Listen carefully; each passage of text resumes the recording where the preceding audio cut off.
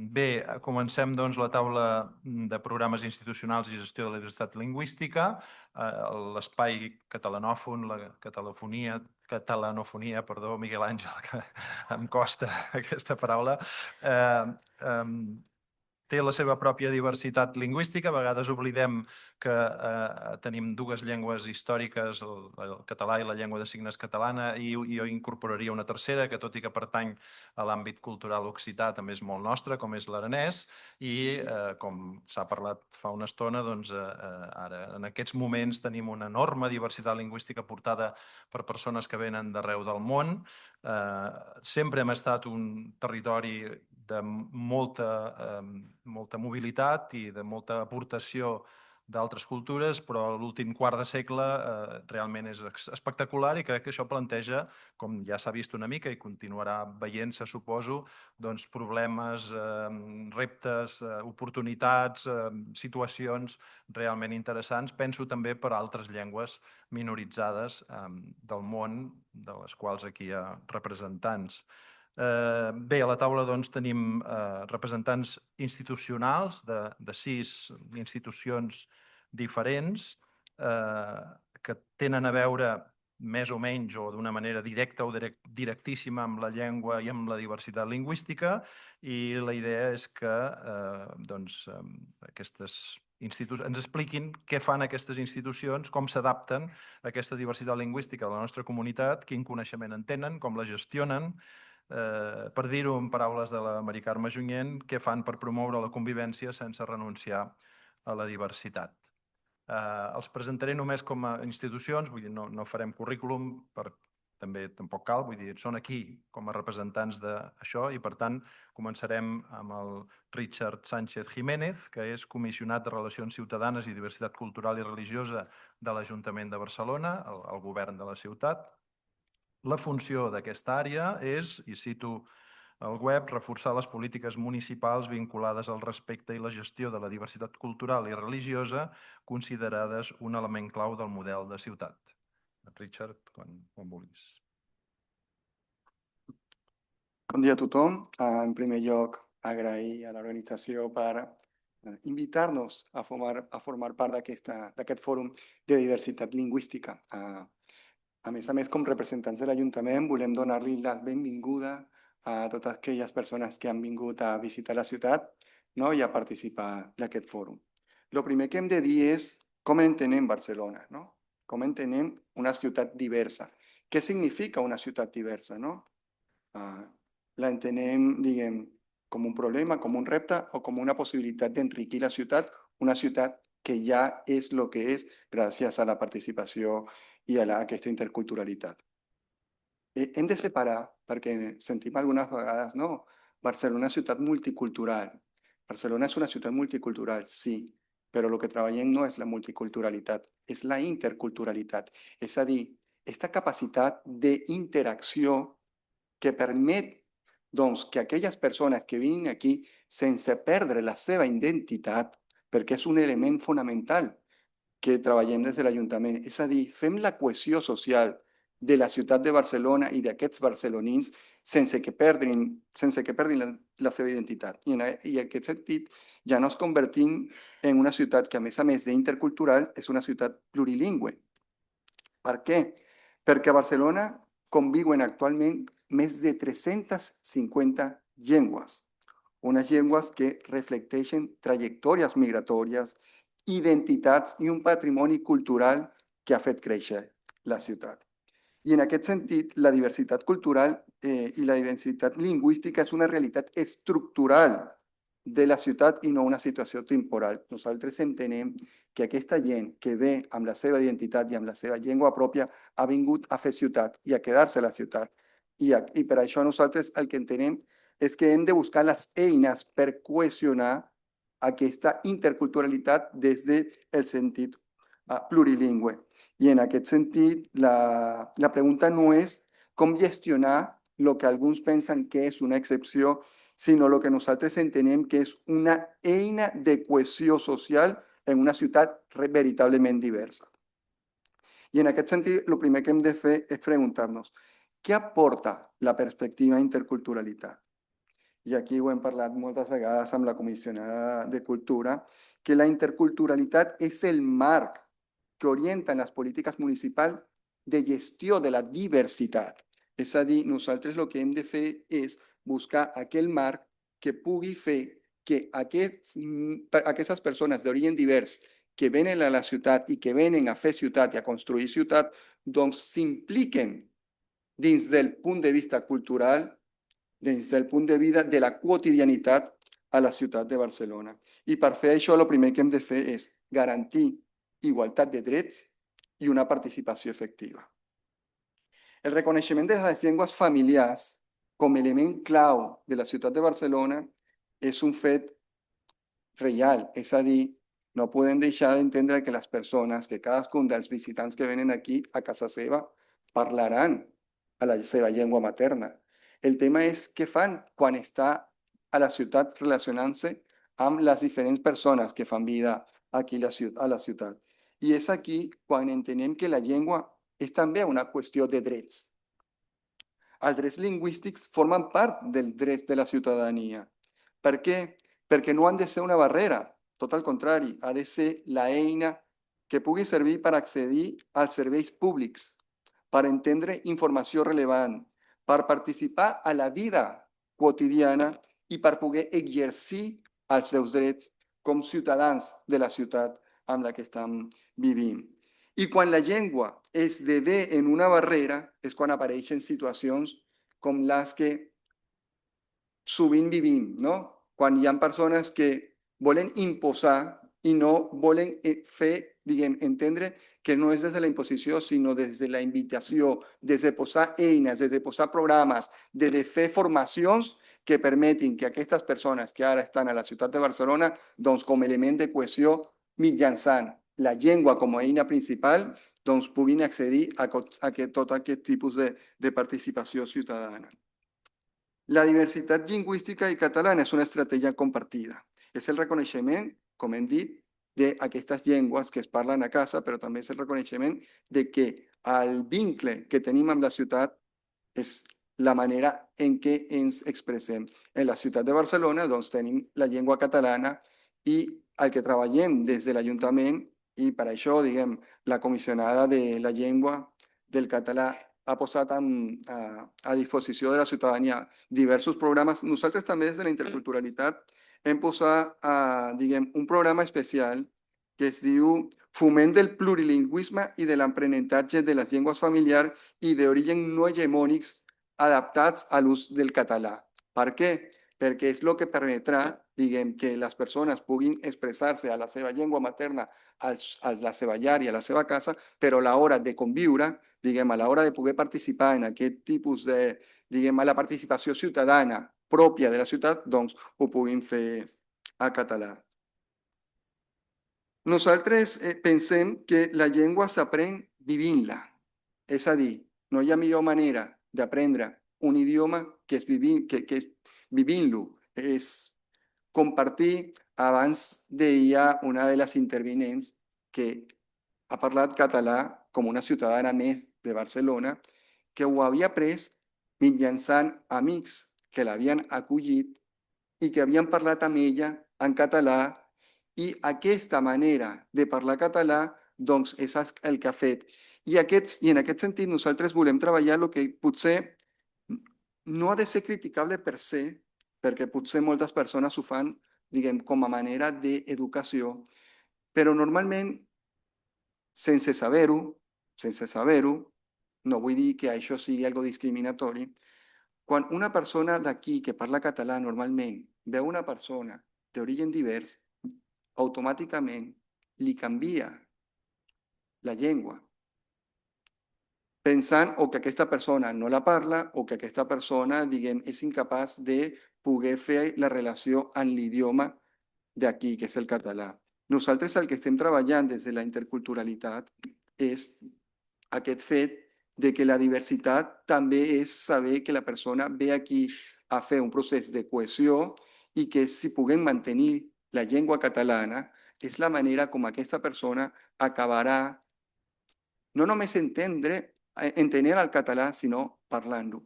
Llavors, nosaltres hem creat un programa que permet, doncs, que es diu Viure la llengua, que només es faci a través de o mitjançant, diguem, una oferta informativa, perquè moltes vegades quan una persona va als cursos de català troba un horari i encara no ha pogut trobar feina, i ha trobat feina i ha deixat d'anar diguem, al curs que estava fent, no? I en aquest sentit doncs, no ha pogut continuar el curs. I això no ha de ser un impediment perquè aquestes persones puguin acabar llavors de parlar el català. I en aquest sentit nosaltres el que fem és una oportunitat real d'equipaments municipals, culturals, biblioteques i centres cívics on posem a disposició aquelles persones que vulguin o voluntaris que vulguin parlar, diguem, amb aquestes persones. Nosaltres hem trobat amb aquest fet un tema important per la interculturalitat de Barcelona, que són els mediadors. Vosaltres no sabeu l'important que són els mediadors en algun sentit, no? Per poder resoldre molts problemes que es presenten a la ciutat. I aquests mediadors normalment surten d'aquests tipus de formacions o de convivències en la que la persona, ja sigui d'origen divers o que tingui el seu entorn, ja sigui pels seus pares o per familiars d'origen divers, ja tenen la llengua catalana, diguem, dins de la seva quotidianitat i, a més, doncs, poden fer servir de ponts o de mediadors. En aquest sentit, nosaltres pensem i tenim clar que la llengua és una eina, no la veiem com un desafiu, sinó com una eina que ens permet que les persones d'origen divers puguin participar i involucrar-se directament a la ciutat. I des d'aquest punt nosaltres tenim una sèrie de reptes de futur, no? Que és continuar garantint els drets lingüístics, reforçar l'aprenentatge i l'ús social del català, donar visibilitat a les llengües familiars presents a la ciutat i crear més espais comunitaris de pràctica lingüística, perquè la pràctica, el conviure amb la llengua és el que farà, diguem, que puguem mantenir aquest dret lingüístic de les persones venides d'un origen divers. Moltes gràcies a tots.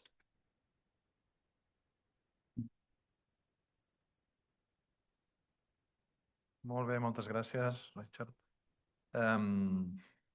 Doncs la segona ponència, perdoneu. Continuem amb el govern de la ciutat. La Marta Salicru Serra és comissionada d'ús social del català de l'Ajuntament de Barcelona. Si no ho entenc mal entès, responsable, per tant, de l'Oficina del Català. I la funció d'aquesta àrea és ampliar l'ús de la llengua catalana en àmbits i col·lectius estratègics per garantir els drets lingüístics dels catalanoparlants, donar-li visibilitat i combatre'n el retrocés, una feina prou complexa tenint en compte les dades que ens han donat abans. Gràcies, Marta, quan vulguis. Bon dia.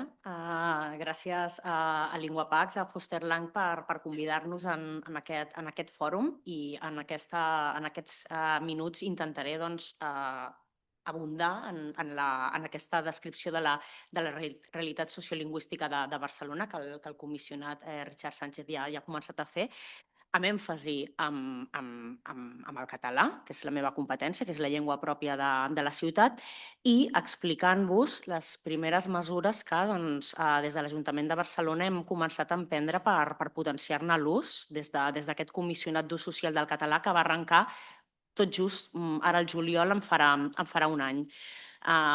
Ho esmentava el comissionat, tenim una realitat plurilingüe a Barcelona en la qual conviuen més de 300 llengües, ara ho elevaves a 350, amb persones de més de 180 nacionalitats.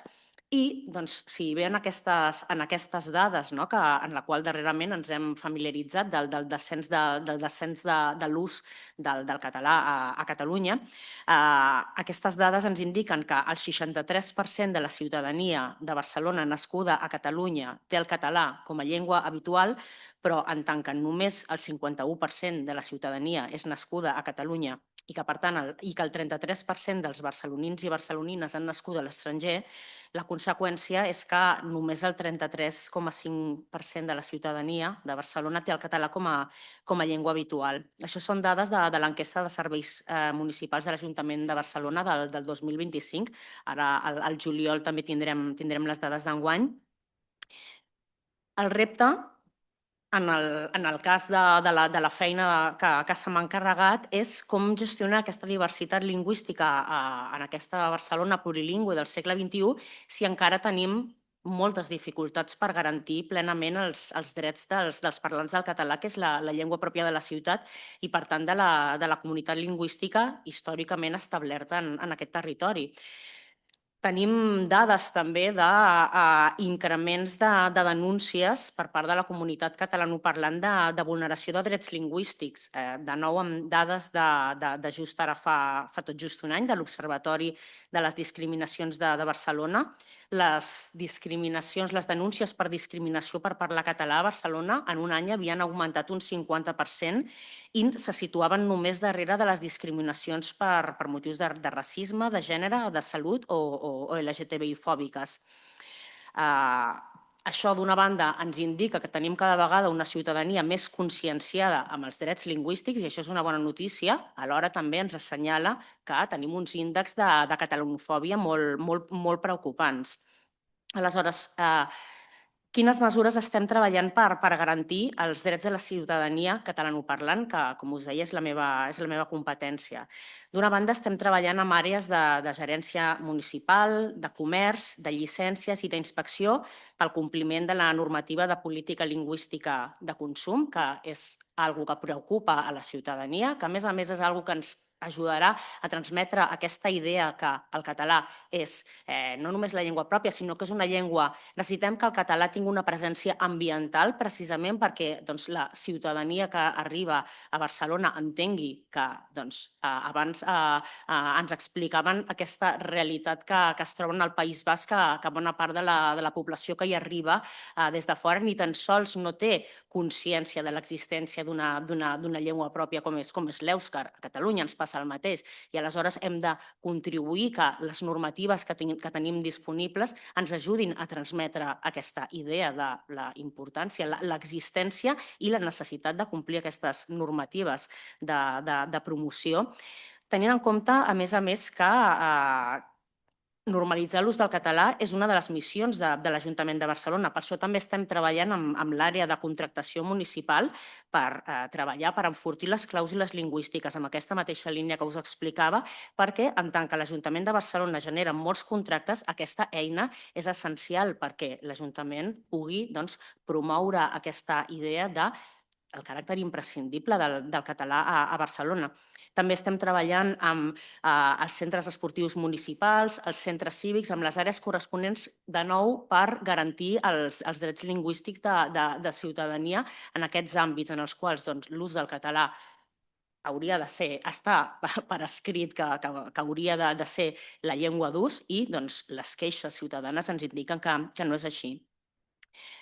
De totes maneres, i ara passaria a parlar d'alguna de les mesures que estem treballant per fomentar el coneixement, la garantia dels drets lingüístics individuals de les persones parlants de la multiplicitat de llengües que hi ha a Barcelona i que han de conviure amb els drets lingüístics col·lectius de la ciutadania catalanoparlant, de la comunitat lingüística catalanoparlants, han de ser compatibles. És a dir, aquests drets no poden ser incompatibles. Ho mencionava el comissionat.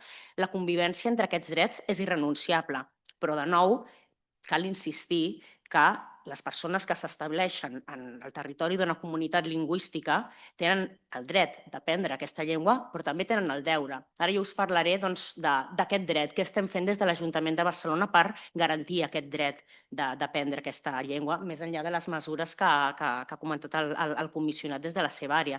Des de l'àrea del català, per exemple, amb aquesta idea de garantir que tothom vulgui aprendre el català pugui fer-ho, hem augmentat el finançament del Consorci per la Normalització Lingüística la Vanessa Bretxa ja n'ha parlat dins del marc del Pacte Nacional per la Llengua, com és essencial que aquesta, i en parlarà també la Marina Massaguer, com és important que aquesta eina pública, la principal eina pública que tenim per fomentar el coneixement de la llengua catalana, tingui els recursos suficients.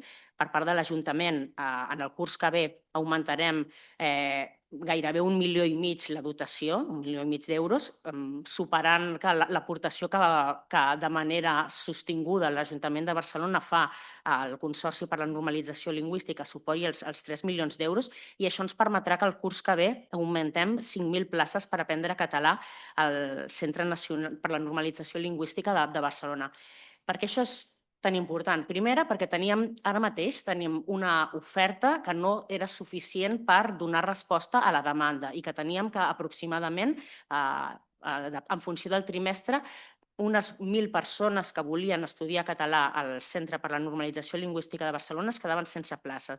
I, per tant, necessitem garantir les condicions perquè aquestes persones que volen incorporar-se a la nostra comunitat lingüística puguin fer-ho. Però després també és essencial que treballem l'acollida lingüística, és a dir, que també busquem aquestes maneres no només de fomentar l'aprenentatge, sinó d'entendre aquesta entrada a la comunitat lingüística del català des de l'acollida. Tinc una molt bona notícia, que a més és una primícia d'aquesta setmana, però en col·laboració amb el Consorci d'Educació de Barcelona, durant el mes de juliol farem possible un intensiu de les aules d'acollida accelerada de Barcelona en el context de l'Escola Oficial d'Idiomes, per garantir que aquests alumnes que durant aquest curs actual han format part de les aules d'acollida accelerada puguin durant el mes de juliol continuar practicant el català, és a dir, que no es trobin que aquest aprenentatge accelerat que han pogut fer del català i que els permetrà que el curs que ve puguin integrar-se en el sistema d'educació catalana, puguin fer-ho amb més eines.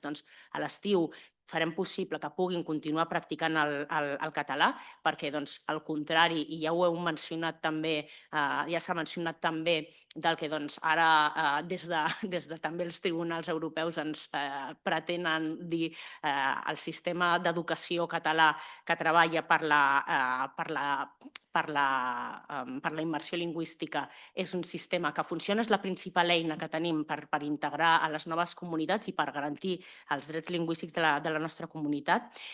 Però, a més, també volem treballar amb les entitats d'acollida, també volem treballar amb els serveis municipals competents, amb la Direcció dels Serveis d'Immigració i Refugi de Barcelona, per insistir en aquesta història, aquest caràcter històric del català com a llengua d'acollida i per entendre que parlar en català és una pràctica d'igualtat i de no discriminació, el que mencionava ara mateix el comissionat, que per molt que aquests contextos de descens de l'extrema dreta que tenim globalment i tenim a Europa i que també tenim a Catalunya, que no ens facin creure el contrari, que el català és una llengua que ha de ser una pràctica d'igualtat i no de discriminació.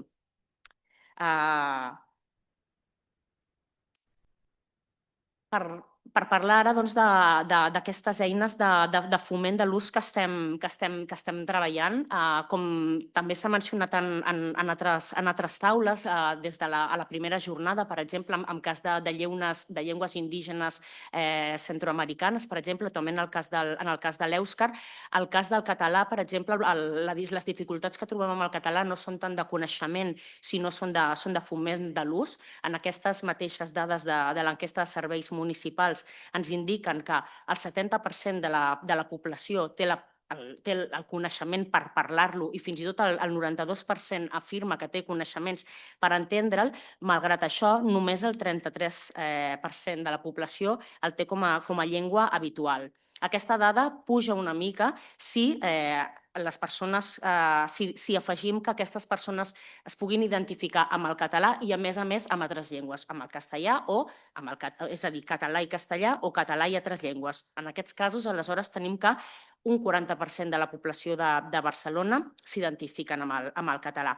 però la dada que ens preocupa més és pel que fa a l'ús social entre els joves, no? En el qual, amb dades d'aquest any, ens indicaven que poc més del 18% dels joves declarava usar el català en els seus entorns socials i fins i tot que joves que tenen gairebé el 24% de l'ús del català en la seva llengua familiar tenen uns usos inferiors quan parlen dels seus usos socials. És a dir, que hi ha un element de transmissió de llengua que està en risc i per això és tan important incidir en els usos. Estem promovent línies de subvenció per promoure el català, estem promovent projectes innovadors per promoure l'ús del català entre els joves en l'àmbit digital, com el projecte de la Casa de la Creació Digital, que és un projecte que vol que joves que fan servir el català en les xarxes socials i que són ja referents en xarxes socials puguin ser-ho en cada mes, puguin arribar a més gent,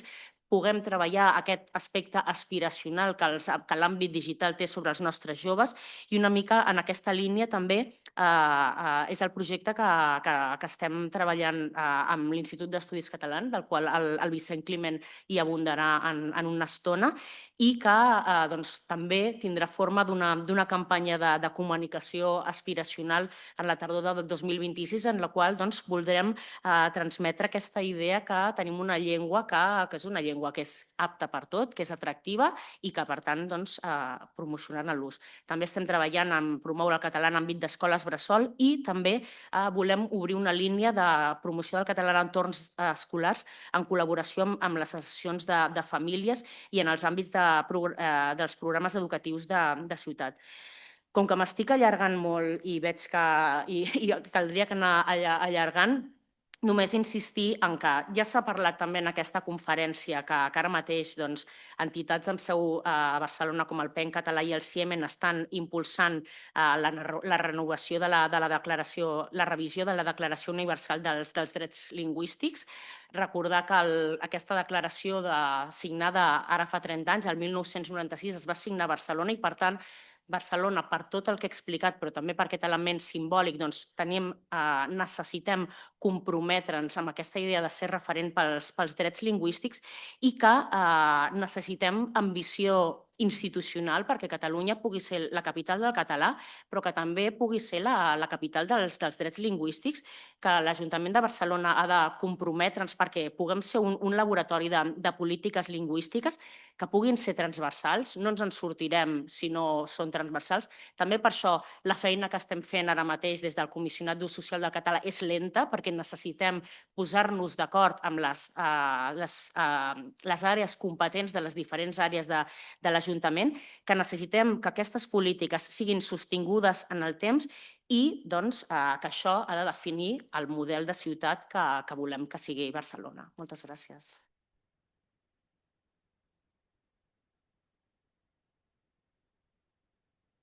Moltes gràcies, Marta, i gràcies també per intentar cenyir-se al temps. Bé, ara és el torn de la Montserrat Montagut, cap del servei Canviem una mica d'àmbit institucional, no? Anem a la Generalitat, al govern del país. És cap del Servei de Llengües Estrangeres i d'Origen del Departament d'Educació de la Generalitat de Catalunya. I, entre altres coses, el servei impulsa el programa d'ensenyament de llengües i cultures de l'alumnat d'origen estranger, que, segons consta, té per objectiu, cito, promoure accions educatives que reforcin la competència plurilingüe i pluricultural de tot l'alumnat i que l'ajudin a adquirir valors de tolerància i respecte que facilitin la convivència en la diversitat i que contribueixin a la construcció d'una societat cohesionada i plural. Gràcies, Montse. Moltes gràcies. Molt bon dia a tothom. És un goig veure la sala tan plena. Enhorabona, Linguapax, per la capacitat de convocatòria. Bé, jo no només volia parlar-vos avui del programa Llengües i Cultures d'Origen, que sí que és competència del meu servei, del servei que porto, sinó fer una explicació una mica més àmplia sobre, bàsicament, quins són els grans eixos de treball que té ara mateix el Departament d'Educació en relació al tractament de tot el que és la diversitat lingüística i cultural que forma part de les nostres aules, i no només de les nostres aules, sinó de la nostra societat. Mireu, nosaltres ara rarament parlem de població nouvinguda o d'alumnat nouvingut. O sigui, hem canviat una mica el discurs i parlem més aviat d'alumnat de procedència estrangera. Perquè n'arriben molts, És a dir, avui el Miquel Àngel Pradilla deia que s'incorpora al sistema educatiu en matrícula viva 9.000 alumnes cada mes, que són molts. 1.000 d'aquests alumnes passen per les aules d'acollida. O sigui, les aules d'acollida són per alumnat que entra al sistema des de tercer de primària fins a quart de l'ESO, d'acord? 1.000 alumnes cada curs són molts alumnes, encara que l'univers d'alumnat és molt gran. Són 1,5 milions d'alumnes matriculats, més o menys, cada curs escolar. Però no només són nouvinguts, no? És a dir, hi ha molts alumnes que han nascut aquí, però que són fills i filles de famílies vingudes d'altres països i, per tant, tenen llengües familiars també diferents del català i diferents del castellà, moltes vegades, també. En total tenim 200.000 alumnes de procedència estrangera. Això és una dada important. Representen el 16,82% de tot l'alumnat. A primària, el 20% de l'alumnat és de procedència estrangera. Això són molts alumnes, com us podeu imaginar. I només si anem una mica enrere, és a dir, situem-nos al principi del segle XXI, és a dir, ja sabeu que les onades migratòries procedents de fora de l'estat espanyol s'intensifiquen en el tombant de segle, doncs en el tombant del segle teníem un 2% de població nouvinguda. Ara tenim, doncs, en les nostres escoles, vull dir, ara tenim aquest 16,82%. Què estem fent per acollir tot aquest alumnat? Doncs diverses coses. La primera, la que coneixeu tots segurament més, són les aules d'acollida. Quan es parla d'aula d'acollida no es parla només d'un espai, es parla de docents. Per tant, les aules d'acollida en realitat són dotacions de professionals, de profes, que estan a les aules, en aquestes aules d'acollida, en les quals els alumnes poden passar com a màxim el 50% del temps lectiu. És a dir, el nostre model d'acollida tampoc és un model que pretén que totes les hores estiguis a l'aula aprenent català, que és fins ara, i esperem que durant molts anys, és la llengua bàsica d'aprenentatge del nostre sistema, sinó que la resta de temps es procura que tingui socialització amb la resta de l'alumnat i que pugui participar en altres tipus d'activitats. Actualment hi ha 1.641 aules d'acollida.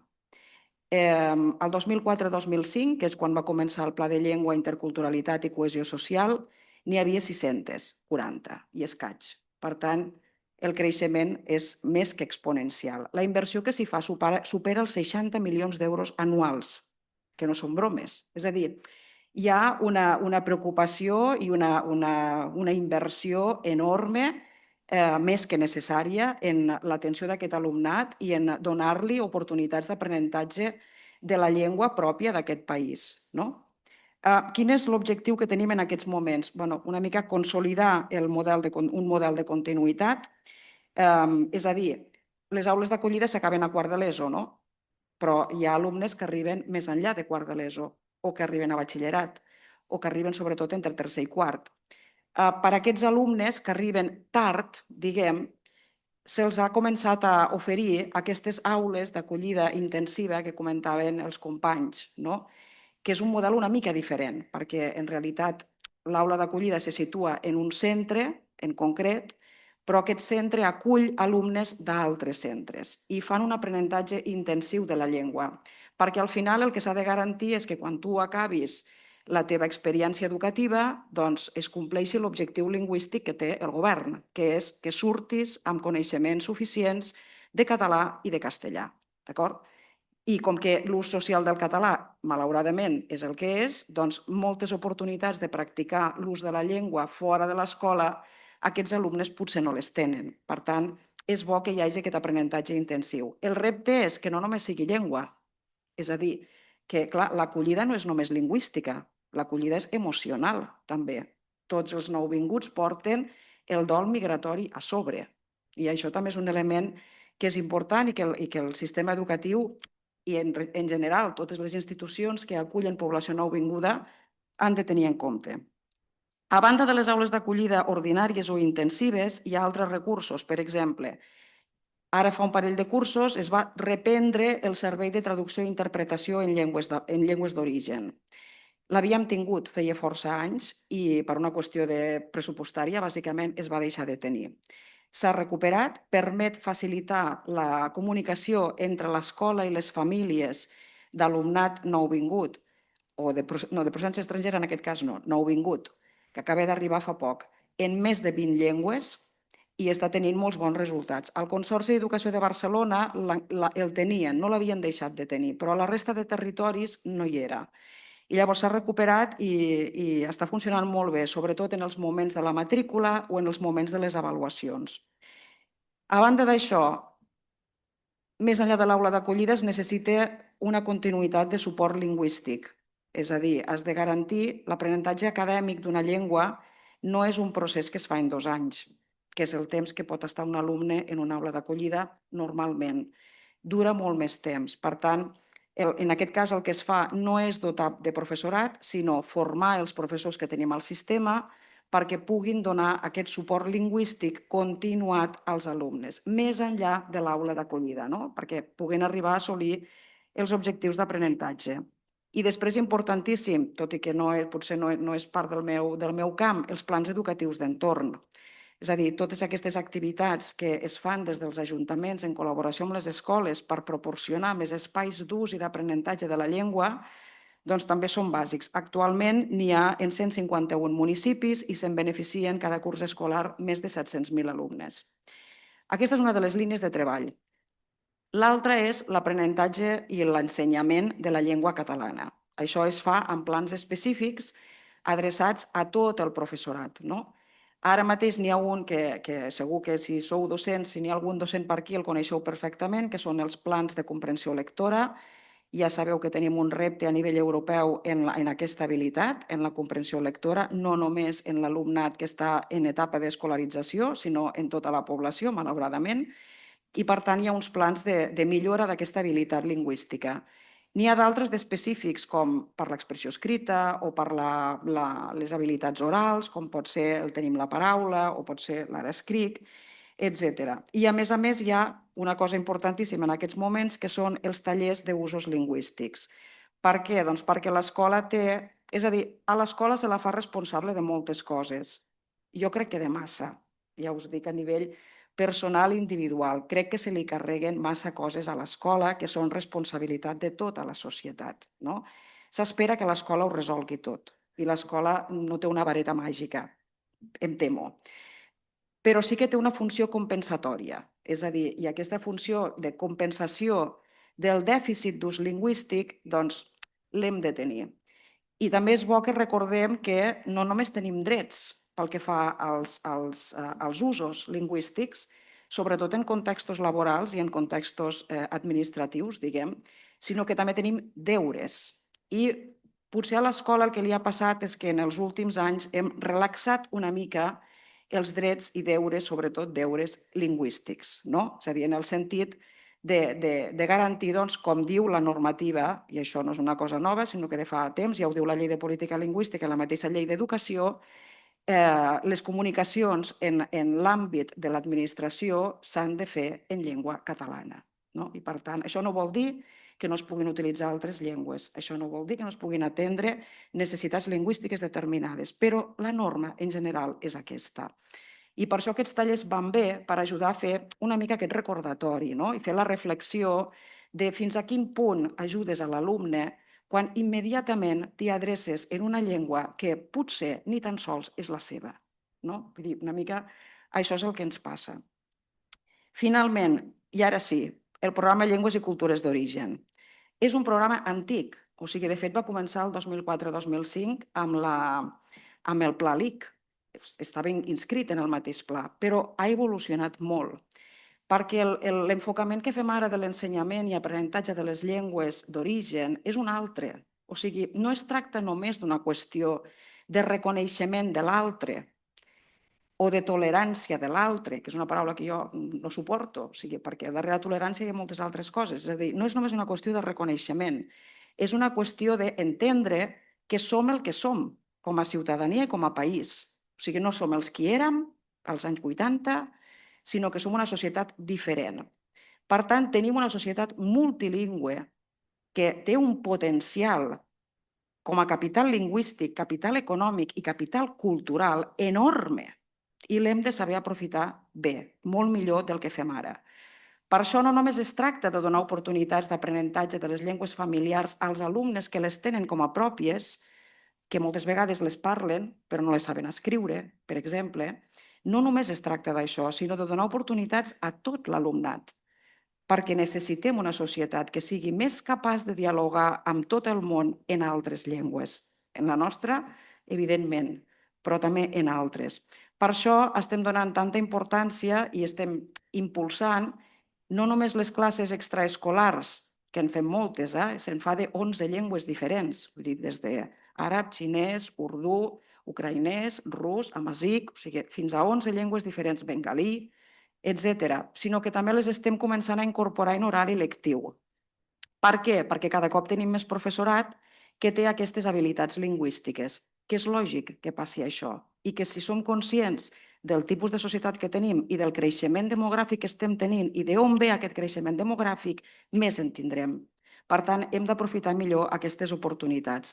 Actualment, en horari lectiu, ja es poden fer en els centres que tenen professorat habilitat i format àrab, xinès, japonès, coreà, rus, amazic. I això fa res que no passava. No és que hi hagi un munt d'escoles, no us ho penseu, són poquetes, són pocs casos, però són significatius.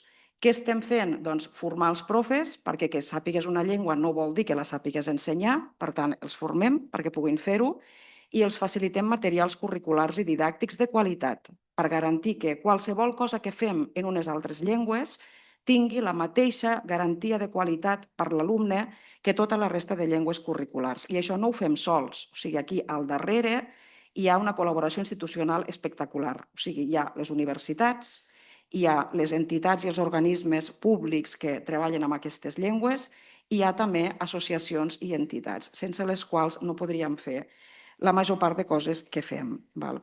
I una mica és això. El curs passat, doncs, ja us dic, vam treballar amb 11 llengües diferents i vam tenir més de 7.000 alumnes, que tampoc són molts, però és una xifra que està creixent, 1.600 dels quals ja estaven aprenent aquestes llengües en horari lectiu.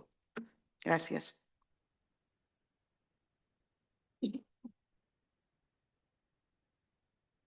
Moltes gràcies. Molts temes francament interessants que estan sortint i espero que tinguem temps de discutir-los després. Bé, la pròxima ponent, doncs, és la Marina Massaguer Comas. Comas, ho dic bé, sí, Comas. Aquí canviem també de nivell institucional. És la directora de l'àmbit de formació i foment del Consorci per la Normalització Lingüística, que és una eina fonamental per a l'ensenyament de la llengua catalana a post-ensenyament obligatori.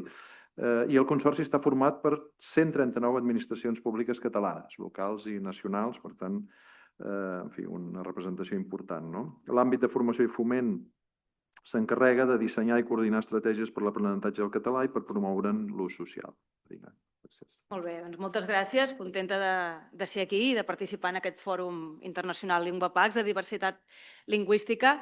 Bé, jo començaré dient que al Consorci per a la Normalització Lingüística la diversitat lingüística i la interculturalitat és la nostra realitat quotidiana, tant dintre de les aules com fora de les aules, doncs amb tota la diversitat de programes que tenim en marxa. Per tant, nosaltres partim d'aquesta valoració, d'aquest multilingüisme a l'hora d'ensenyar català i de fomentar el català, perquè partim de la base que l'única manera de garantir aquesta diversitat lingüística a escala mundial, a escala global, és parlar en primer lloc les llengües pròpies de cada lloc i valorar les llengües inicials i familiars de totes les persones que conformen la població d'un lloc, però sobretot parlant la llengua pròpia de cada lloc.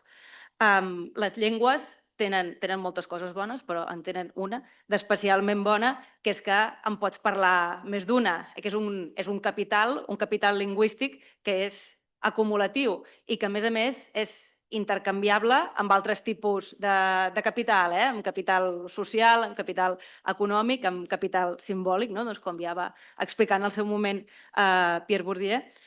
I per tant, nosaltres el que volem és ajudar a incrementar aquest capital lingüístic a les persones que arriben a Catalunya en una situació demolingüística que abans ja ha explicat Miquel Àngel Pradilla i que presenta una sèrie de reptes per a la sostenibilitat i per l'ús social del català. Per tant, partim d'aquesta base, que aprendre català, evidentment, no implica renunciar a la pròpia llengua, sinó acumular més recursos lingüístics. I partim també d'aquesta idea que aquests recursos lingüístics et poden servir també per incrementar els teus recursos socials i viceversa. I és per això que la manera d'enfocar l'aprenentatge i el foment de l'ús del català des del Consorci per a la Normalització Lingüística està molt centrada no tan sols que també en l'aprenentatge formal de la llengua a les aules, que evidentment és una pota molt important, perquè sense coneixement difícilment hi ha ús, però sí que els nostres programes estan enfocats sobretot a facilitar l'entrada a xarxes de socialització en català a les persones que estan aprenent català a les nostres aules, en programes com el voluntariat lingüístic, com amb totes les col·laboracions que fem amb entitats perquè els nostres alumnes hi vagin a fer pràctiques lingüístiques i, idealment, implicar-se amb aquella entitat, amb aquell teixit social. Per tant, per a nosaltres tot forma part d'un mateix procés d'aprenentatge i d'adopció de la llengua, perquè el que volem és crear més nous parlants de català, que en creem molts, però en volem crear encara més. Llavors jo ara em centraré sobretot en el que fem amb acollida lingüística de la població, ara sí, nouvinguda, dels que fa poc que han arribat aquí per incrementar precisament aquests recursos lingüístics. Com ho estem fent? En primer lloc, ho ha apuntat abans la directora general, la Vanessa Bretxa, el que volem és ampliar i diversificar l'oferta de cursos d'acollida de nivells A1 i A2. Com ho estem fent? El que volem és, tradicionalment, l'aprenentatge i l'ensenyament de català a adults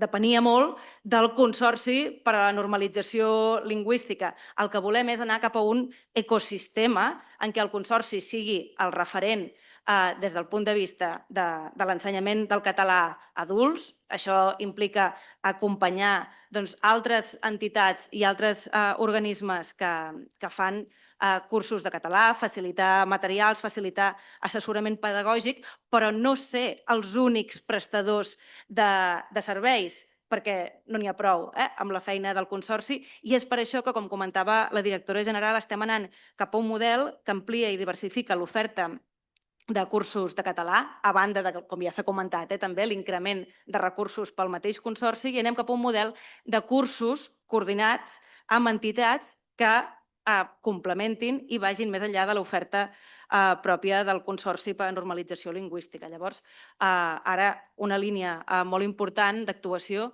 és això, el fet de coordinar cursos amb entitats d'acollida, amb materials del Consorci, amb assessorament pedagògic i amb subvencions del Departament de Política Lingüística per a aquests cursos. Per què? Perquè això ens permet arribar a més llocs, a llocs on fins ara no podíem arribar, perquè no hi havia un servei del Consorci, per exemple, per tant, a més pobles, a més barris, a més horaris, tenim més diversificació horària, hem ampliat també el calendari d'oferta de cursos i, per tant, arribem a més persones, que és el que volem. El que volem és garantir a tothom un accés fàcil al català. Per tant, estem en aquest moment de canvi de model, en què el Consorci continua, evidentment, oferint una oferta molt robusta, però anem més enllà, i una línia que aquest any s'ha completat és la d'oferir també el nivell A1 de català, que fins fa molt poc no existia. Per què? Perquè es donava per descomptat que pràcticament tothom que començava a estudiar català ja sabia castellà, per tant ja estava molt familiaritzat amb l'alfabet llatí, amb les llengües romàniques, etc. Això ja sabem que fa dècades que no és així i, per tant, calia potenciar per reforçar ben bé aquesta acollida lingüística i fer-la prou útil per diversos perfils de població que tenim avui en dia, calia muntar aquest nivell A1, aquest nivell d'acollida, donar-hi més hores als cursos de les que teníem fins ara i fer uns materials associats que estan oberts a tothom, estan penjats al web del Consorci, que es diuen, és un llibre que es diu Ara, Català per començar, i que estan a disposició de tothom, evidentment els cursos nostres, però també en aquests cursos que us comentava per entitats, per centres de formació d'adults. Són materials pensats per persones que no necessàriament estan familiaritzades amb l'alfabet llatí, per tant, trencant aquesta visió que ara ja ha quedat molt, molt antiga, que assumia que tots els alumnes de català sabien bé el castellà, o eren castellanoparlant. Per tant, reconeixem i valorem aquests perfils d'orígens diversos.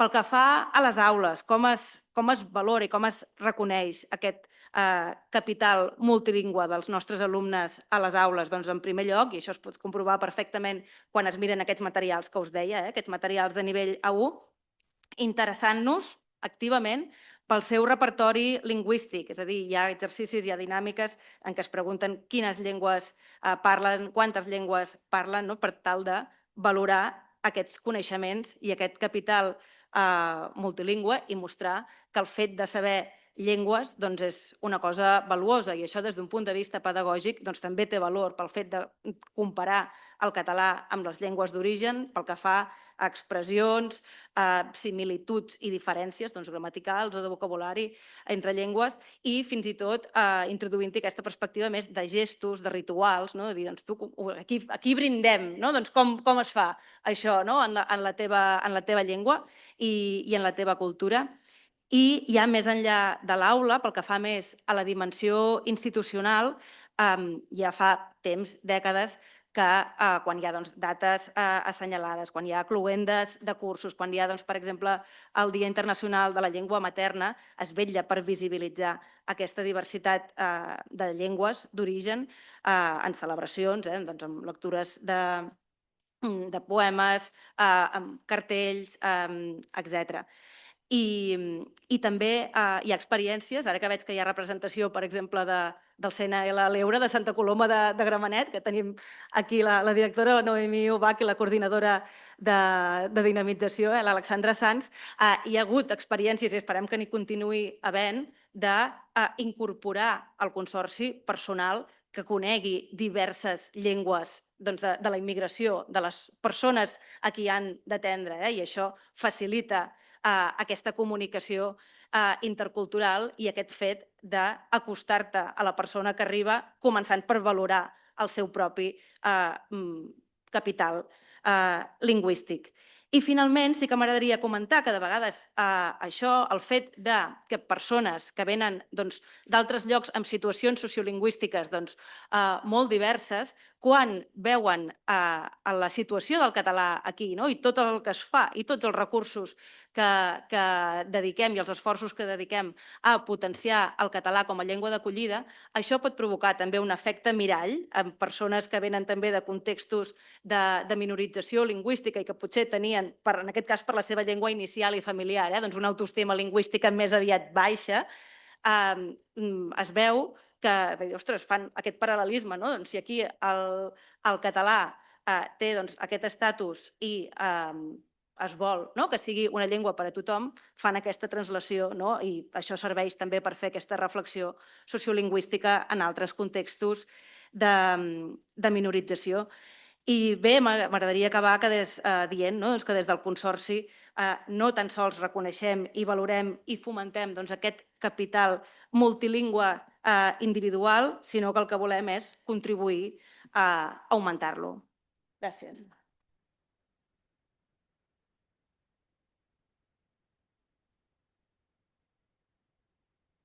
Moltes gràcies, Marina. Bé, la següent ponent és la Judit Carrera Escudé, directora d'un, jo crec, un centre cultural molt estimat pels barcelonins i en general pels catalans, el Centre de Cultura Contemporània de Barcelona, un centre cultural que es defineix com a multidisciplinari, que es dedica a explorar els grans temes de la societat contemporània per mitjà de diferents exposicions, esdeveniments de tota mena, i també està format per un consorci, Ajuntament de Barcelona, Diputació, crec que és una entitat local. Gràcies. Moltes gràcies, Pere. Moltíssimes gràcies per la invitació, Mònica. És un plaer ser aquí, envoltada de tants companys que fan aquesta feina tan extraordinària. Jo no sóc una experta en temes de diversitat lingüística, ni molt menys, però sí que em vaig formar a la UNESCO de París primer i després al Centre UNESCO de Catalunya, dirigit pel Fèlix Martí i per tantíssima gent que va iniciar i impulsar el programa de LinguaPax, entre molts altres. I diria que alguns dels principis que jo vaig aprendre a la UNESCO s'han convertit en aquests últims anys en principis filosòfics articuladors del CCCB, no? Del Centre de Cultura Contemporània, que ara tinc l'honor de dirigir.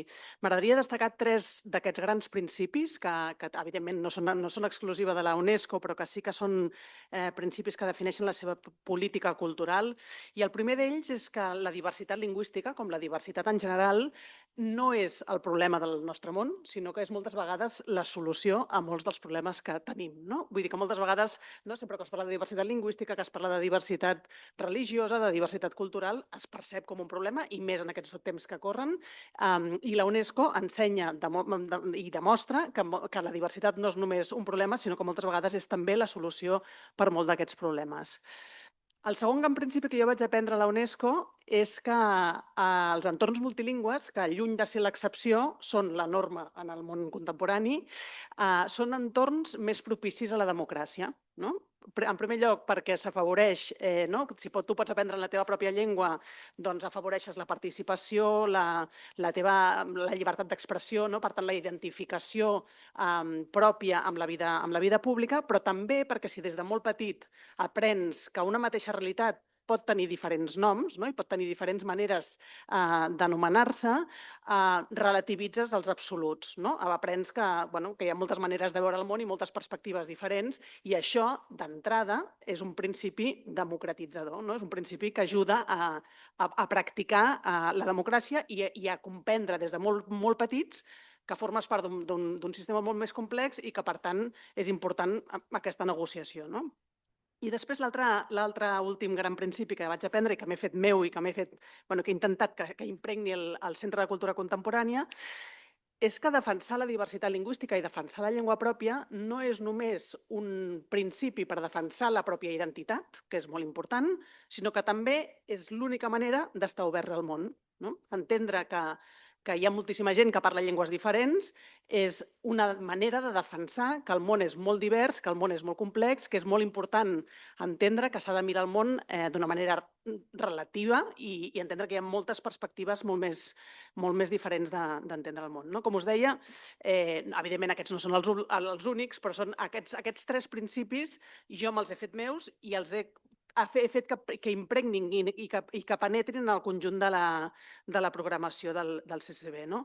Per nosaltres el multilingüisme és un eix troncal de la nostra programació i de la nostra filosofia, ara us explicaré com ho fem, i la traducció és el principi filosòfic fonamental del CCB. No? Jo sempre dic que el CCB és fonamentalment un espai de traducció, és un pont entre cultures, és un pont entre llengües, és un pont entre geografies diferents, entre generacions diferents. No? És aquesta confiança en la capacitat d'entendre'ns, malgrat que siguem diferents i que parlem llengües diferents. No? I crec que aquest és un principi que no és només lingüístic, sinó que és un principi polític fonamental i importantíssim, especialment en els temps que corren. No? Evidentment, quan parlem que la traducció és un principi fonamental de la feina que fem, és aquesta confiança en la capacitat d'entendre'ns i també en l'acceptació d'una certa pèrdua de la puresa pel camí. No? Això ho explicava molt bé Paul Ricoeur, no? O sigui, aquesta idea de que sempre hi ha un dol en la traducció, no? I això algú com el Pere Comelles ho sap millor que ningú, no? Aquesta necessitat aquesta constatació que en la traducció sempre hi ha alguna cosa que es perd. No? I això també penso que no és només un principi lingüístic, sinó que també és un principi que afavoreix la comprensió entre diferents. No?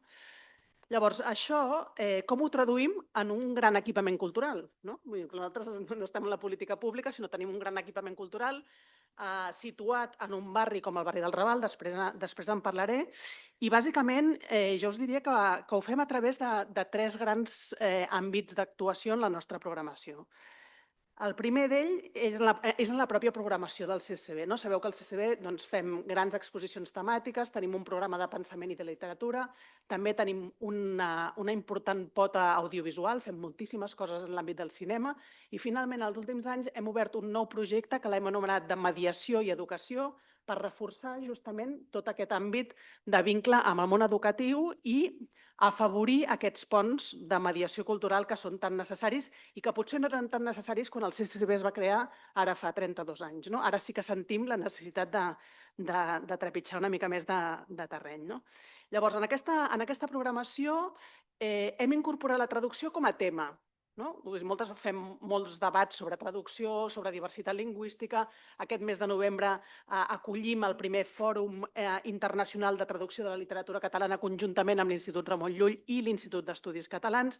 Hem fet de la traducció un àmbit temàtic i constant, que això ho fem evidentment amb la col·laboració, ho hem fet amb LinguaPax en alguna ocasió, ho fem amb el PEN, ho fem amb les principals facultats de traducció i interpretació del nostre país. Per tant, hem convidat a grans experts en diversitat lingüística i en traducció. Vam tenir el Tiongo, hem tingut el Bernardo Chaga, recentment també vam acollir la Yasnaya Aguilar, que és una gran experta també en diversitat lingüística d'origen mexicà. I per tant, això, la traducció com a tema. I després també en tots els projectes que fem incorporem de manera implícita la qüestió de la traducció. Per exemple, aquests últims mesos hem tingut una gran exposició sobre Mercè Rodoreda, la gran autora de la literatura catalana, probablement la més traduïda, és una autora traduïda a 40 llengües, i parlem de Mercè Rodoreda, parlem de la seva obra, parlem de la seva biografia, parlem dels temps que ella va viure, per tant, l'accent no és en la traducció de Mercè Rodoreda, però incorporem aquesta qüestió. Posem Mercè Rodoreda i la literatura catalana en relació a altres llengües i a altres universos lingüístics del món. I per tant, en aquesta exposició, no sé si alguns de vosaltres l'havíeu vist, hi havia tot un apartat que explicitava les 40 llengües a les quals ha estat escrita, amb totes les portades de tots els llibres de totes les llengües a les quals havia estat escrita, amb un espai on es podia sentir Mercè Rodoreda amb llengües, però llengües que també poden ser minoritàries d'altres continents del món.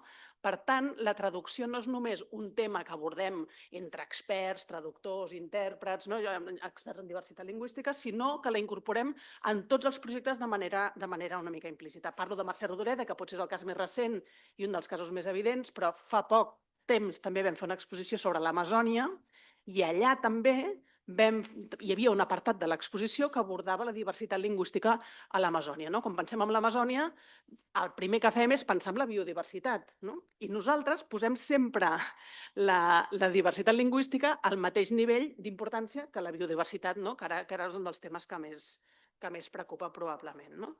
Per tant, aquest seria el primer àmbit d'actuació en les nostres programacions.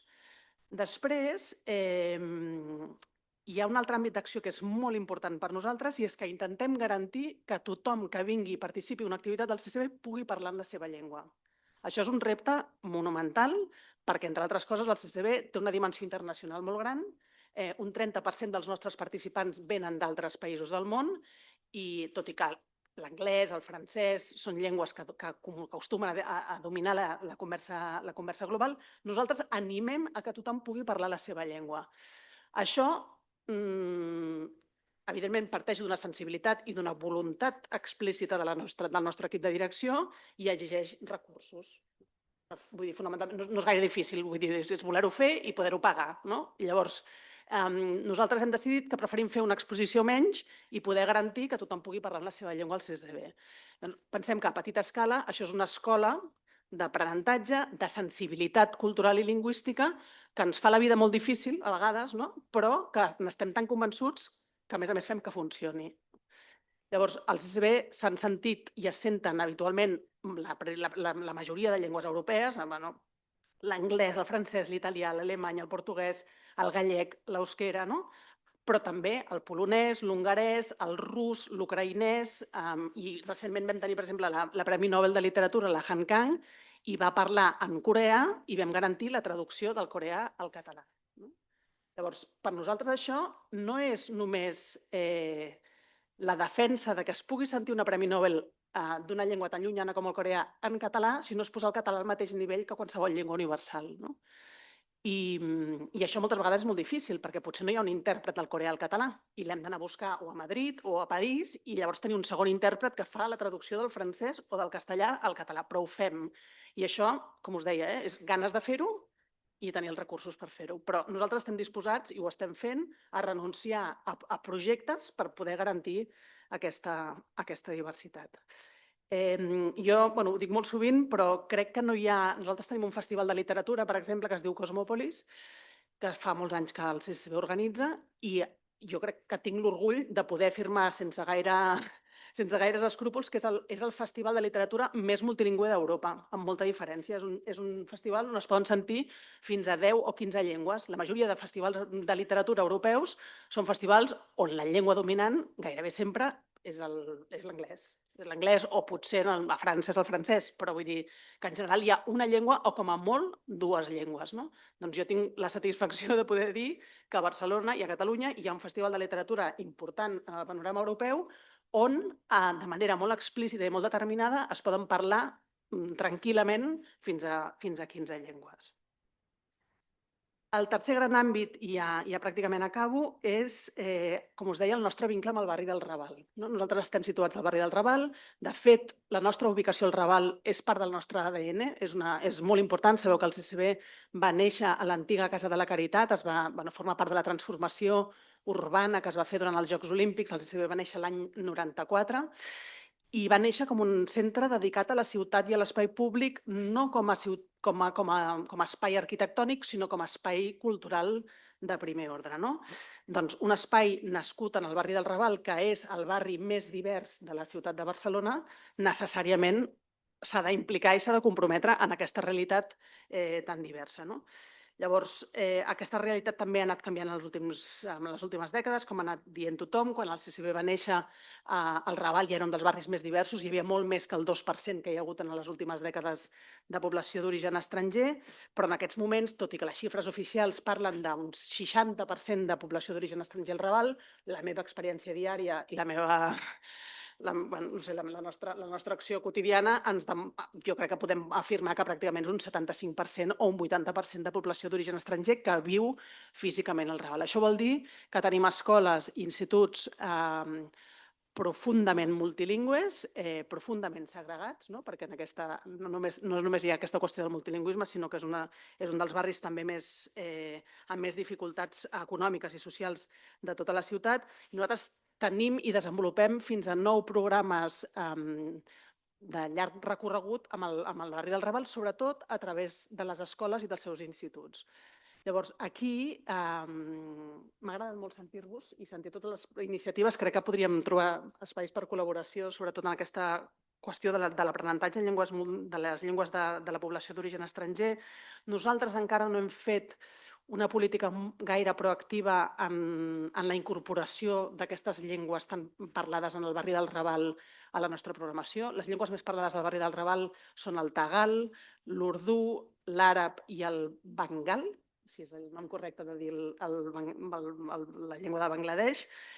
No les hem incorporat com a llengües vehiculars del nostre centre. Alguna vegada hem fet un gest d'incorporar-ho en algun espai educatiu o familiar vinculat als projectes de mediació que tenim al barri, però en canvi hem fet una política d'incorporar d'entendre les llengües d'aquestes poblacions nouvingudes al barri del Raval en un ecosistema cultural més gran. Què vull dir amb això? Nosaltres, en lloc d'incorporar l'urdú en les nostres comunicacions internes o en les nostres comunicacions públiques, el que fem és prestar atenció dels llocs d'origen d'aquestes poblacions i fer programes sobre aquests llocs d'origen. Per exemple,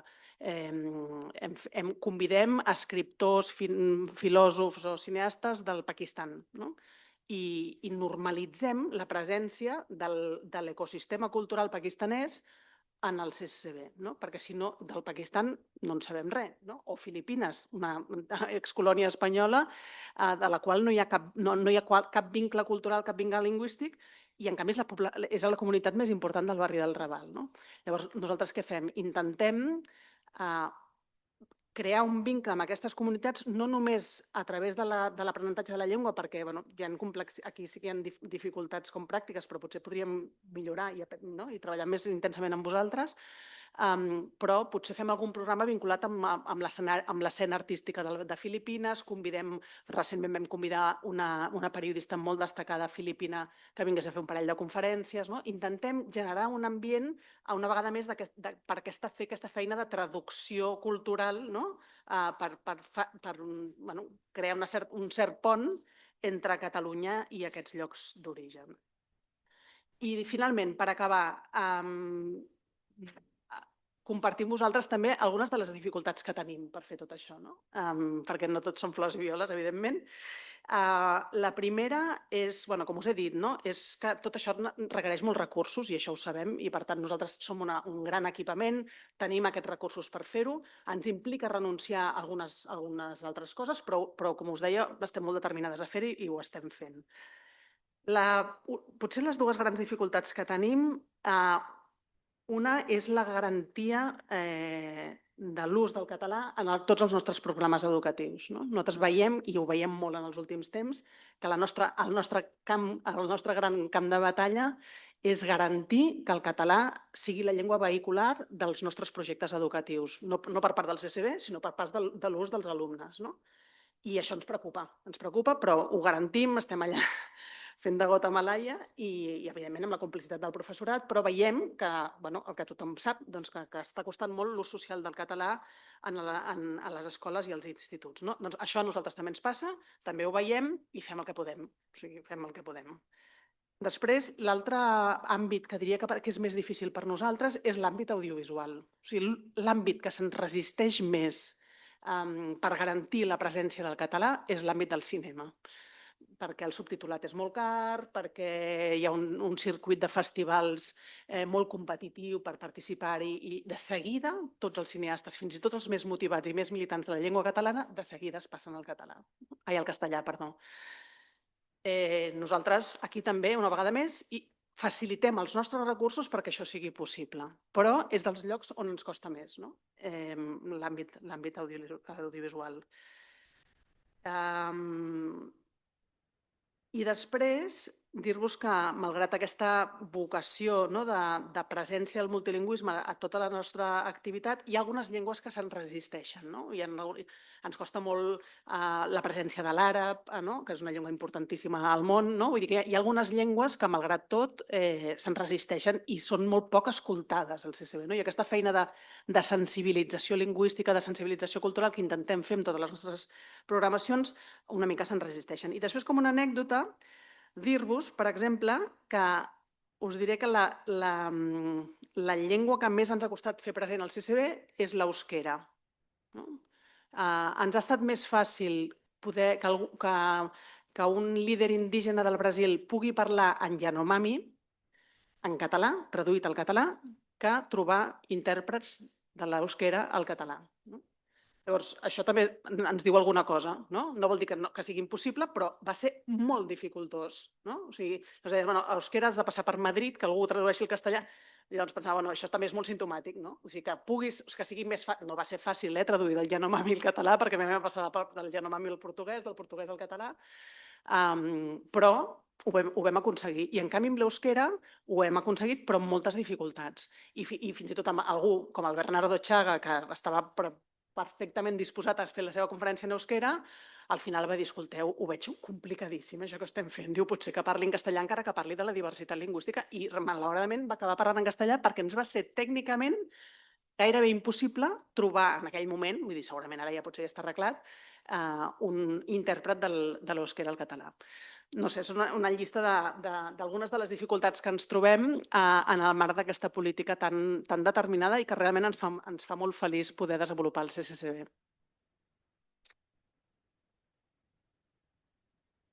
Moltes gràcies, Judit.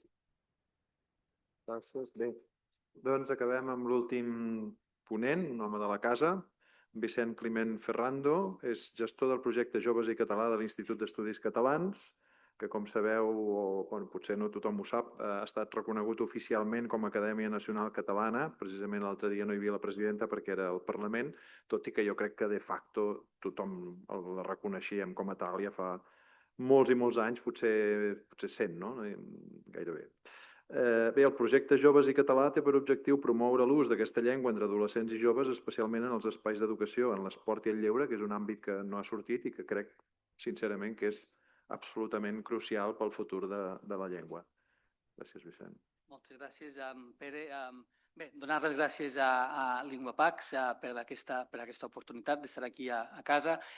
Com has dit, és un projecte per al foment de l'ús del català en l'àmbit del lleure, de l'esport de la ciutat de Barcelona, i és un projecte amb el suport de l'Ajuntament de Barcelona. És a dir, que no seria possible sense el suport financer de l'Ajuntament de Barcelona. Per tant, a la comissionada i als representants de l'Ajuntament, gràcies per fer-ho possible, perquè és un tema molt crucial, com veurem, i molt necessari. Sense finançament no és possible fer aquest tipus de macroprojectes. Bé, doncs la idea principal, seré molt ràpid, doncs és la idea de fomentar l'ús del català entre adolescents joves de la ciutat de Barcelona. És un projecte que se circumscriu a la ciutat de Barcelona, però que també volem que sigui replicable a d'altres territoris. És un projecte que hem concebut la política lingüística com a política pública, i qualsevol política pública, no només la política lingüística, té a grans trets, torno a dir a grans trets, és important, 4 fases principals. Primer hem de veure la diagnosi, quin és l'estat de la qüestió. El segon, hem de fer una intervenció basada en aquest estat de la qüestió. Després hem de fer un seguiment, veure aquella intervenció si l'hem feta bé, si està funcionant o no està funcionant, i després avaluar com ha funcionat, què ha funcionat, per tant, continuar amb allò que ha funcionat, i allò que no ha funcionat, doncs saber per què i començar una altra vegada la roda. És la conceptualització de la política pública, també la política lingüística com a política pública. Aquí a la diapositiva que veieu a la pantalla expliquem una miqueta amb més profunditat això, les 4 fases. La primera hem fet la radiografia de l'estat de la qüestió, observació i recollida de dades empíriques, i ara després us mostraré els primers resultats. La segona és la sensibilització i acompanyament lingüístics. Això també ho parlaré, ho estem fent principalment amb el Consorci per la Normalització Lingüística. Després hi ha un seguiment, una eina metodològica per fer el monitoratge, el seguiment de que allò que han fet la intervenció, aquesta sensibilització, realment es fa. És a dir, no serveix de res si, en el cas del projecte, el Consorci fa aquests tallers de sensibilització lingüística. Una vegada han marxat les persones responsables d'aquesta sensibilització, i el monitor, el prescriptor que li han dit al projecte, continua, diu, d'acord, moltes gràcies, però continua fent la mateix ús lingüístic, sobretot del castellà. Per tant, la fase 3, que aquí veieu a la pantalla, és crucial. S'ha de fer aquest seguiment per veure si això s'està complint. I aquesta fase 3 ens hem adonat que molts projectes que hi ha hagut anteriorment es quedaven en la fase 2. La diagnosi, doncs sí, tothom ho sabia, és a dir, quantitativament veiem que baixa l'ús del català, però no sabem elements qualitatius, perquè què està passant al terreny. Per tant, ha estat i està sent un projecte no complicat, però complex. Per què? Perquè tenim moltes dades i hem de veure què està passant realment per intentar encertar amb les propostes de política adreçades, en aquest cas, a l'Ajuntament de Barcelona. I, finalment, la quarta part és l'anàlisi, com us comentava anteriorment, de la situació, què ha funcionat, què no, per què no, i aleshores rectificar allò que no ha funcionat per intentar que funcioni.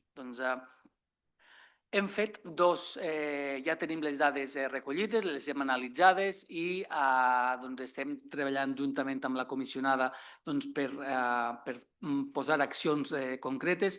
Hem fet 2 tipus de projecte. Un projecte pilot al districte de Sants Montjuïc, a l'àmbit del lleure, i després un altre projecte a l'àmbit dels esports, a 10 entitats esportives a diferents territoris de la ciutat de Barcelona, principalment a Sants Montjuïc, però no només.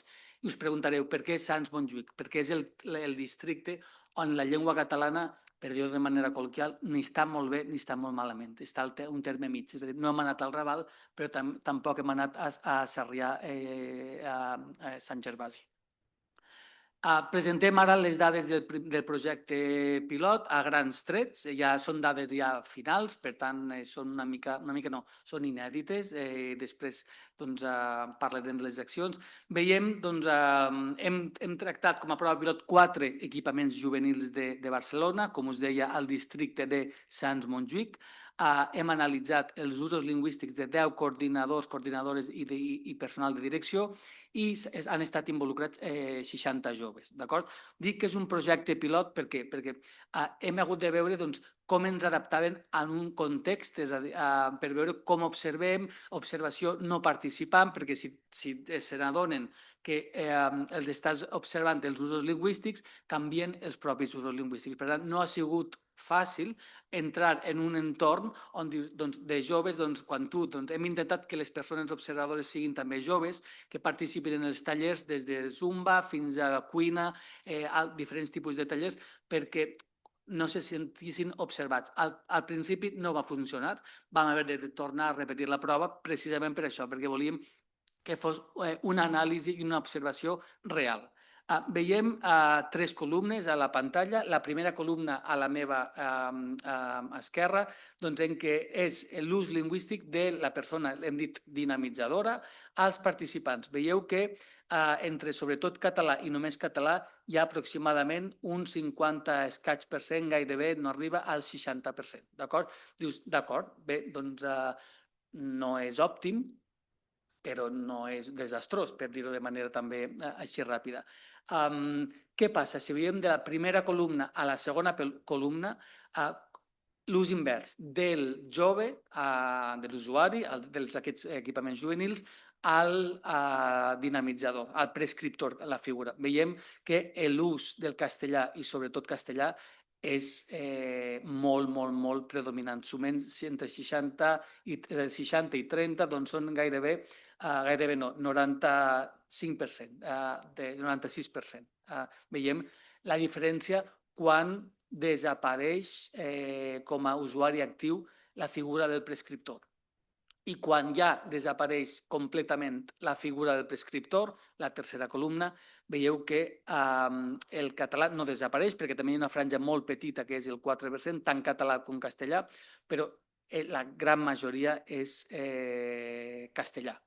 Per tant, aquí aquestes dades, com deia, és una prova pilot, per tant no poden ser representatives de la ciutat de Barcelona, però sí que són il·lustratives d'una situació que està passant. I aquestes dades, el company, membre de la secció filològica, Nacho Sorolla, és qui ha fet aquesta eina, ha desenvolupat aquesta eina metodològica per quantificar les dades. Ara exposo les dades i després passem a resultats i propostes específiques.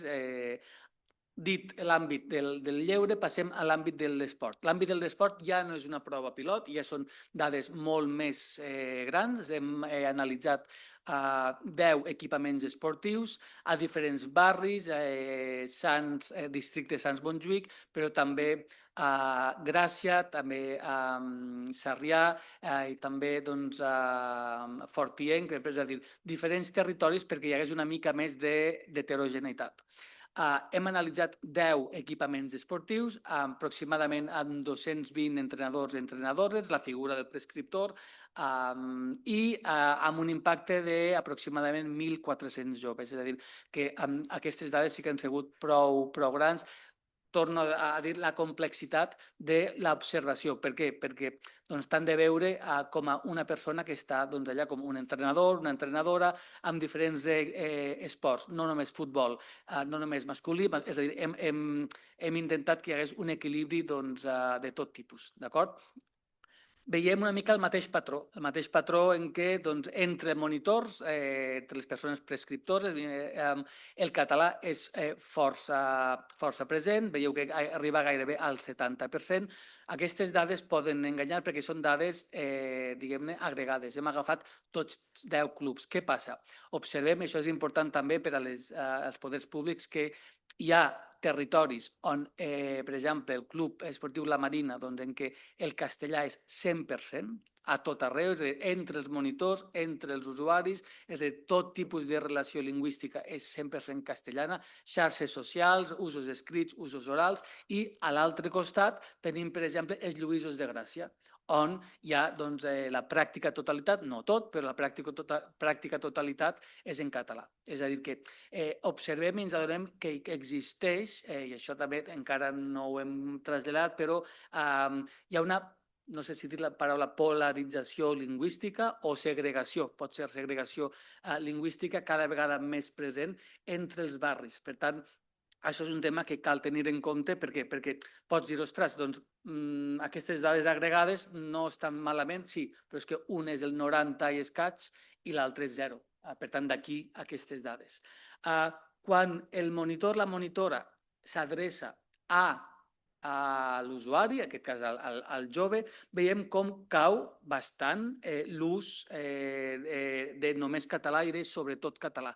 Aquí comencen, i ara ho tractarem en les següents diapositives, aquí comencen entren els prejudicis lingüístics. Veiem que quan una persona, un monitor, una monitora, parla amb algú amb trets fenotípics mediterranis, doncs li parla normalment, no sempre, però normalment en català, però quan veu una persona negra, asiàtica, d'origen o llatinoamericà, automàticament l'ús personal amb aquella persona ja automàticament és en castellà.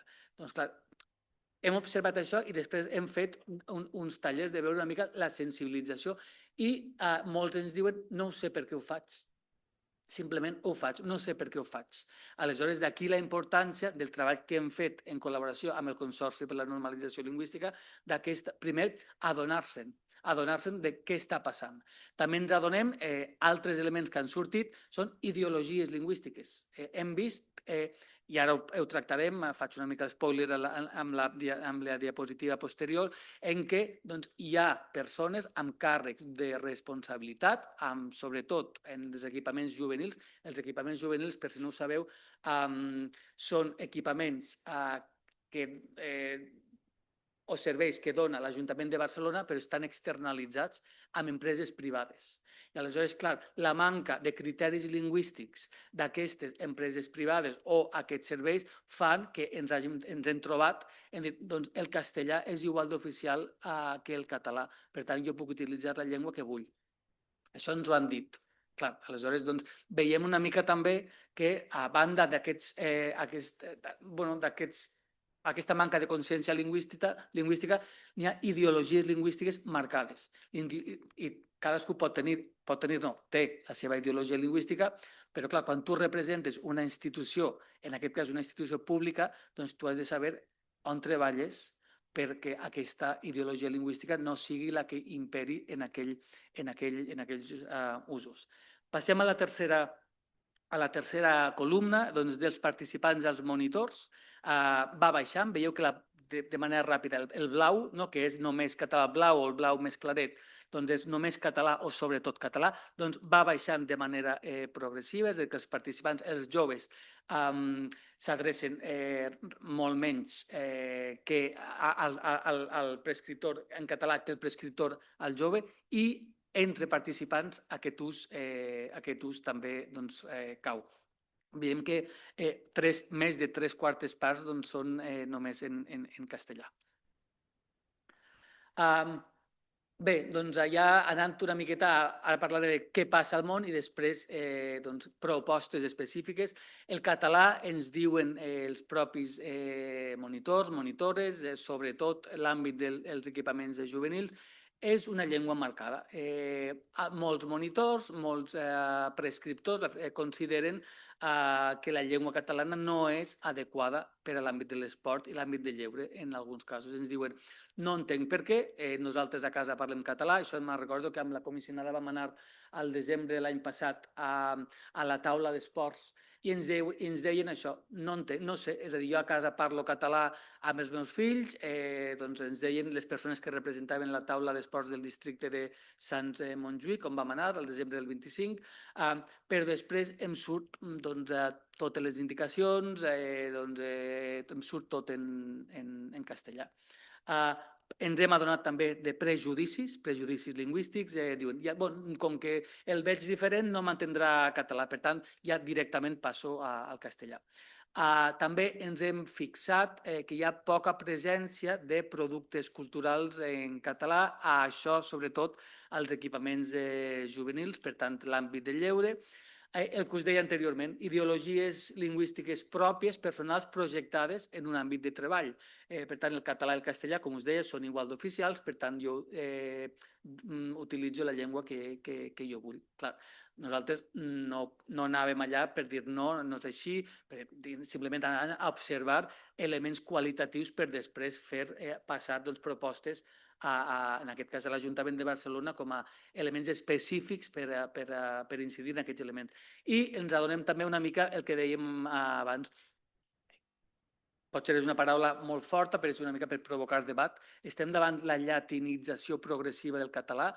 A l'àmbit escolar sí, doncs el català és llengua cada vegada menys a l'àmbit educatiu, però cau moltíssim en l'àmbit del lleure i de l'esport. Per tant, la diagnosi ha estat una diagnosi molt aprofundida, molt acurada, perquè el que volíem eren dades informades, no dir doncs passa i agafar les dades més explosives per fer titulars, sinó volíem treballar-les molt bé des de l'oficina de projectes institucionals de l'IEC per després trobar solucions i solucions no uniformes, perquè ens hem adonat, i això també és el que estem treballant des de l'IEC per a l'Ajuntament, amb propostes de plans lingüístics específics per a cada tipologia de situacions. Ens hem adonat que n'hi ha Lluïsos de Gràcia, per dir nom i cognoms, amb el català molt alt però no complet. Per tant, un pla lingüístic específic per a aquells equipaments juvenils on el català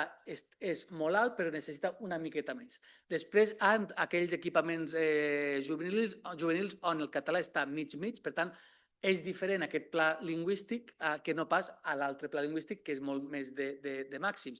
I aquells equipaments o entorns, no només equipaments, o entorns on el català és completament inexistent, per tant, no podem començar a dir tot en català. Clar, hem d'anar molt a poc. Per tant, estem identificant casuístiques i redactant plans lingüístics específics per cada tipologia que serveixin no només per a aquests clubs específics, sinó per al conjunt segons aquesta tipologia que hem establert. Per tant, ja per finalitzar, hem fet, ho presento molt ràpidament, 5 elements principals. És important quan s'inicia la conversa, ara que comença el curs, és important iniciar la interacció amb els joves en català perquè ja quedi fixada la llengua com a la llengua de relació i no claudicar. Això és important, és a dir, per què? Perquè ens hem trobat, quan vam començar el projecte, doncs les relacions lingüístiques estaven ja començades i els propis prescriptores ens deien però és que ja era de cop començar a parlar en català, què ens adonàvem? Doncs que alguns joves li deien, en aquest cas l'àmbit de l'esport, ¿por qué me hablas en catalán? Clar, aleshores observem que és una anomalia, per tant, l'element 1 és clau. Començar la classe, l'equipament juvenil, l'esport, amb la interacció, perquè aleshores és la llengua emotiva, la llengua en què tu rebràs aquesta instrucció i no claudicar. Si no ho entén, doncs veure estem treballant quins mecanismes, quines estratègies fer-ho, doncs fer-ho primer en català i després en castellà si no entén. Per exemple, ens adonàvem, la azafata, què és? La azafata de vuelo? Doncs és la bandeja, vas al castellà però tornes. Per tant, una mica de pedagogia que el propi prescriptor ha de conèixer, ha de tenir aquestes eines, que és el que ens han demanat els propis prescriptors. Volem eines per ajudar-nos a fixar això.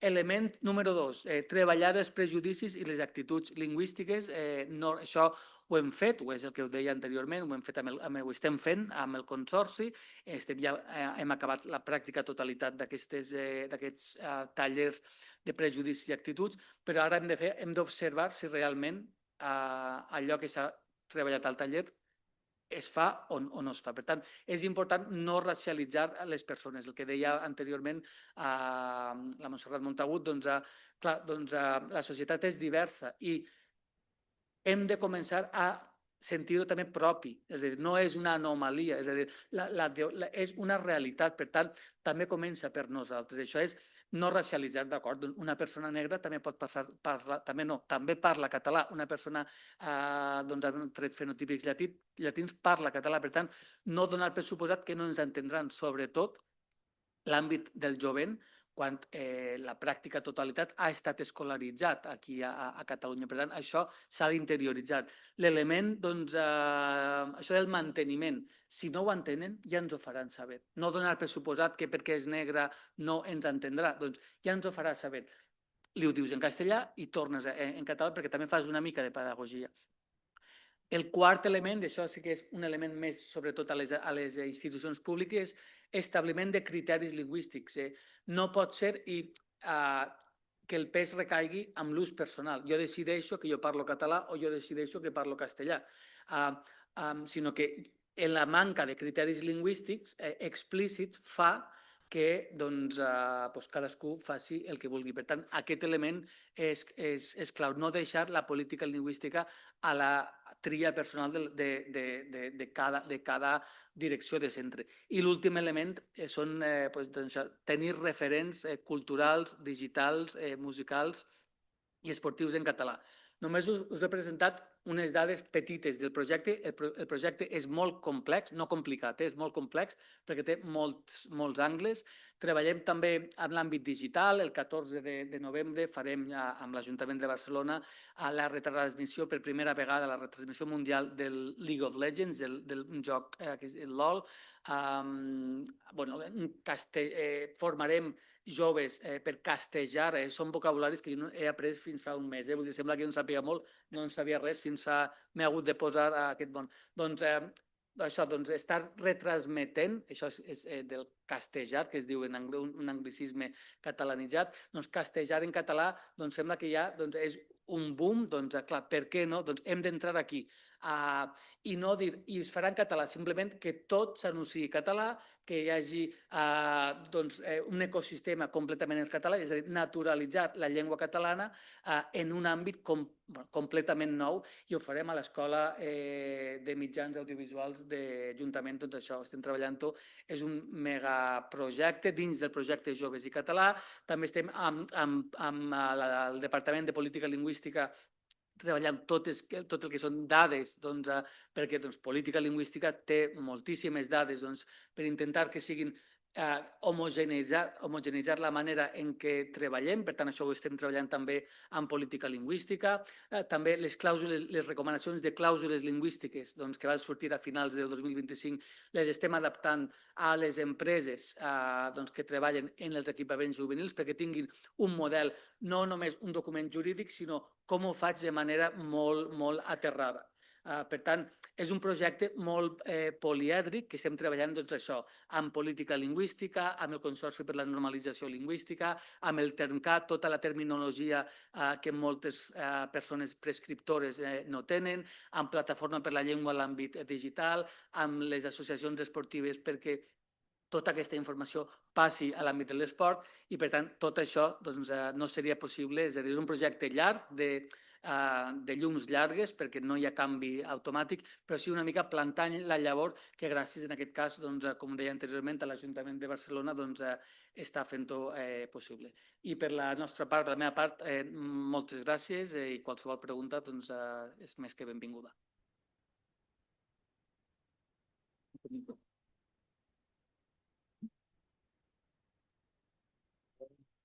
Moltes gràcies a tots els ponents, el seu entusiasme que ha fet, com sempre, que ens passéssim llargament del temps previst. Per tant, crec que ara no tenim tant temps com preveiem per un debat més obert, també amb els ponents anteriors i amb tot el públic, però farem el que podrem, no, Mònica? Volem preservar totes les llengües perquè volem preservar el català, o si voleu, volem preservar el català perquè volem preservar totes les llengües. L'objectiu em sembla que el tenim clar.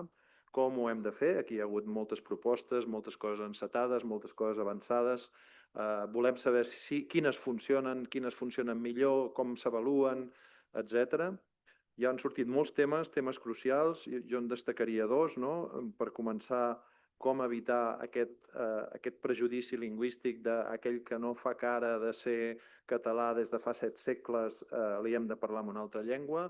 Per altra banda, també reconèixer que hi ha catalanofòbia, que hi ha una cultura, jo diria, però això és un testimoni personal molt vinculat a determinat jovent, a determinada edat, molt reticent, molt contrària i militant, diria, contra el català, i això també s'ha de reconèixer i crec que s'ha de combatre, i que aquí hi ha una sèrie d'institucions, però la responsabilitat molt fonamental de la preservació de les llengües la tenen els seus parlants, i per tant això també crec que s'ha de recordar.